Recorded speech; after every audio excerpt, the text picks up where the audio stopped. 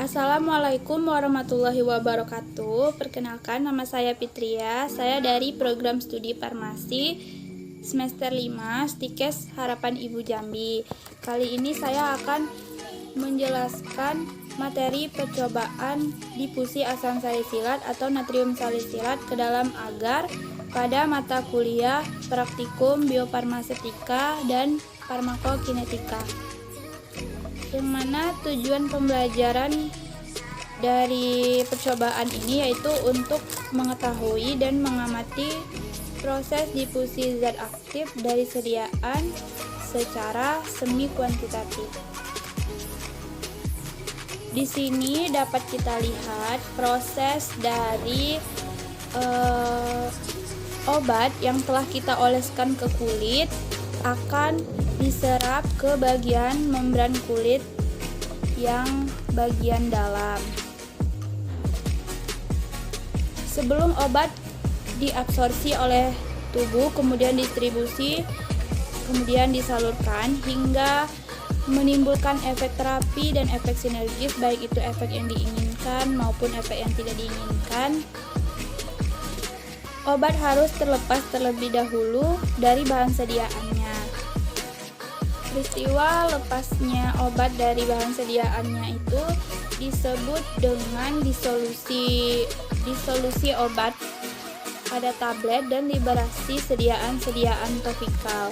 Nah, mekanisme proses dari absorpsi obat, distribusi obat hingga menimbulkan efek terapi tersebut itu dinamakan dengan difusi pasif.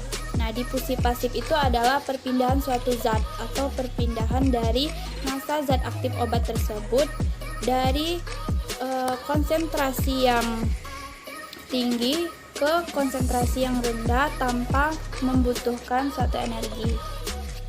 Proses ini juga dipengaruhi oleh beberapa hal, yaitu diantaranya sifat fisikokimia dari senyawa obat, kemudian jenis basis yang digunakan, dan fisiologi membran yang akan dilewati oleh obat tersebut.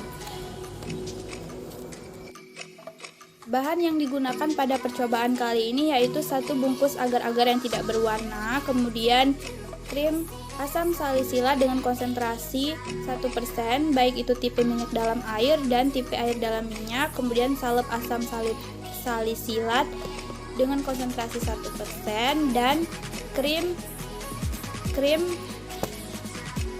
natrium salisilat dengan konsentrasi 1,16%, baik itu tipe minyak dalam air dan air dalam minyak, salep natrium salisilat dengan konsentrasi 1,16%, kemudian FeCl3.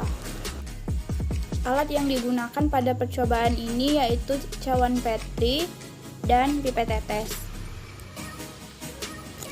Selanjutnya masuk ke prosedur kerja. Nah, prosedur kerja ini kita harus menyiapkan 6 cawan Petri yang berisi media agar yang telah didinginkan. Kemudian ditambahkan 2 ml larutan FeCl ke masing-masing cawan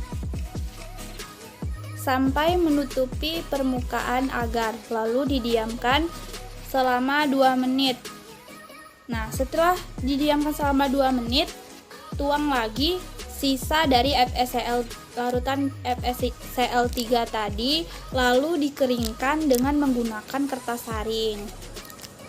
Setelah kering tadi, kita buat di dalam cawan Petri tersebut itu 4 lubang pada masing-masing cawan Petri. Kemudian letakkan sampel pada 2 lubang untuk salep asam salisilat dan 2 lubang lagi untuk salep Na salisilat. Lalu lakukan hal yang sama pada krim minyak dalam air dan krim tipe air dalam minyak. Kemudian simpan cawan Petri dalam kulkas selama 30 menit. Setelah 30 menit, amati apa yang terjadi, kemudian hasilnya dicatat.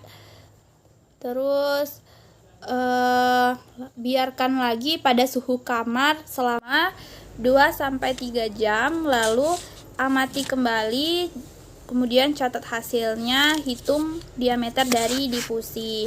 Nah, ukur zona hambat yang berupa zona bening di sekitar lubang sumuran yang menunjukkan penghambatan pertumbuhan mikroba. Kemudian nilai diameter hambat masing-masing dirata-ratakan, lalu hasilnya dibandingkan dengan rata-rata nilai dari hasil uji cawan Petri yang lain. Setelah dibandingkan kemudian kita dapat mengetahui hasil dari percobaan kali ini. Hanya itu yang dapat saya sampaikan, lebih dan kurang saya mohon maaf. Wassalamualaikum warahmatullahi wabarakatuh.